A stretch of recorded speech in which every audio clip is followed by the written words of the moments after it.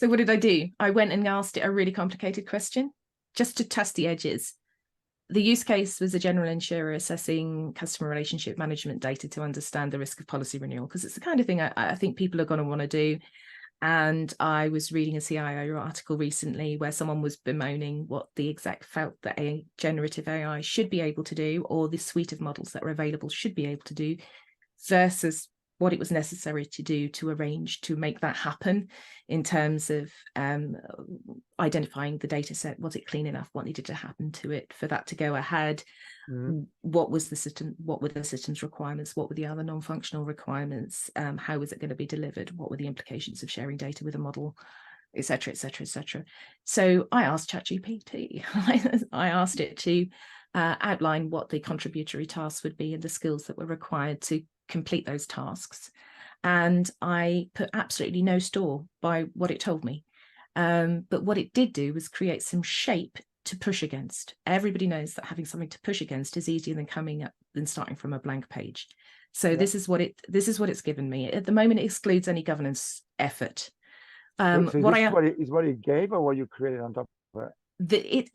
I've formatted the Excel table that it output after I told it what I wanted as columns and rows for the table, and what's populated into all of the columns and rows of the table is what it automatically output from the prompts that I iterated. To talk about the use flow that I think is useful. All of these steps have been massively useful. I mean, this is adding in the data protection effort with an estimate for the time it would take to do the data protection task. This ignores the training amount of time that I asked it to spit out and estimate. This is the totals that it spat out. I asked very specifically the balance between machine and human effort in its own estimation. So it's looking at nigh on a year of consistent full-time available effort from in a balance of this kind of proportion to get to the stage where you can start to get some useful insights about what the risk of attrition failing to renew policies is for an insurer. Now, we know that it doesn't have any local knowledge. I told it that it was a local and general insurer that covers pet, house and car insurance, and it was about 10,000 employees. And the prompt was very specific about what I wanted to pull out as the different model inputs and outputs and balancing between human and AI effort. And it is about how far it can get you in terms of something to interrogate or push back on. This is all the data that it spat out for my, this is an eye test slide, but I asked it about the kind of models, whether it was Gen AI, whether it was a different model, what kind of tools. So really just interrogating from my own point of view, using it to enhance my thinking about how I might plan out a project and manage expectations about what was achievable and what wasn't. And I thought the best use for this would be to hand it to the consultant that they paid to come in and tell them how AI could 10x their business and say, can you tell me how you can justify your estimates compared to these estimates? Can you help me to interpret this? Because that felt like a very many-layered validation of the offerings that we're getting. In some ways, I do feel that management consultants' jobs are at risk more than almost anybody else's with this. Well, they need to leverage it, right? Of course they do. The Boston Consulting Group study, the Centaurs and Cyborg study, training on their own data. It was really interesting, and it should be paid attention to. And the way it uplifted probably the least productive members of the team more so. I saw that. So it was pulling down to a mean, and there was thinking about that. How, much like in mapping, you have your pioneers, your town planners, and your settlers. By the way, important. They call it explorers. Oh, that's it now. It's changed, isn't it? And town planners. There you go.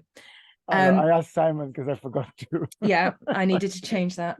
But we're going to need to identify those people. We're going to need to nurture those people and work out where they fit into this, because it's never been more important to understand that. But here's the thing, right? The way, to go back to that one.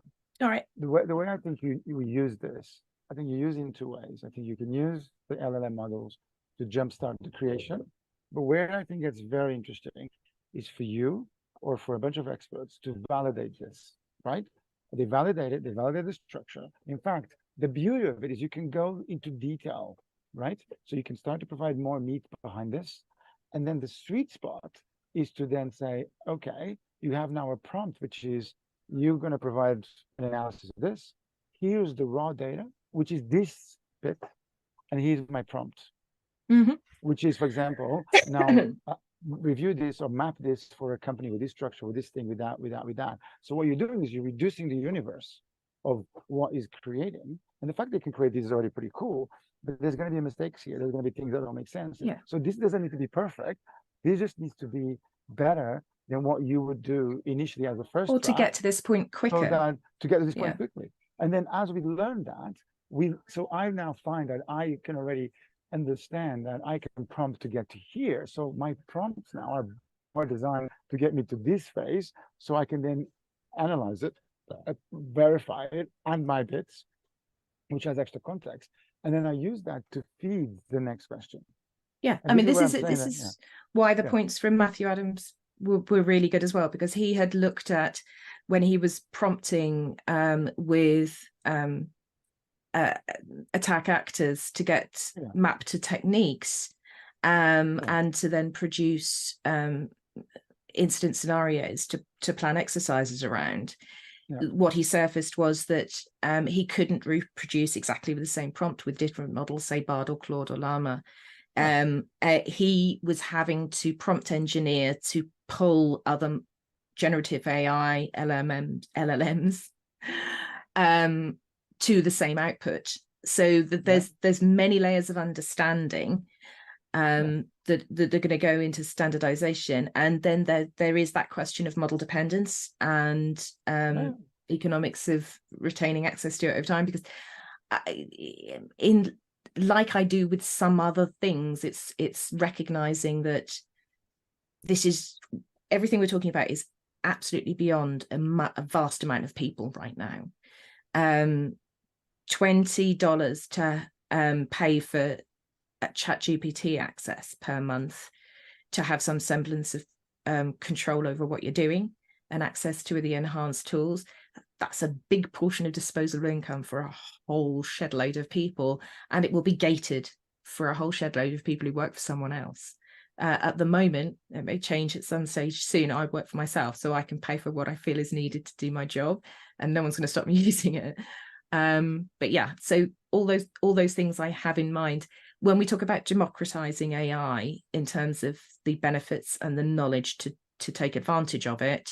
I think that terminology has been a little bit cynically co-opted for other purposes. I really do think we have to spread the opportunities from this as widely as feasible, while growing our understanding of where the edges and guardrails should be.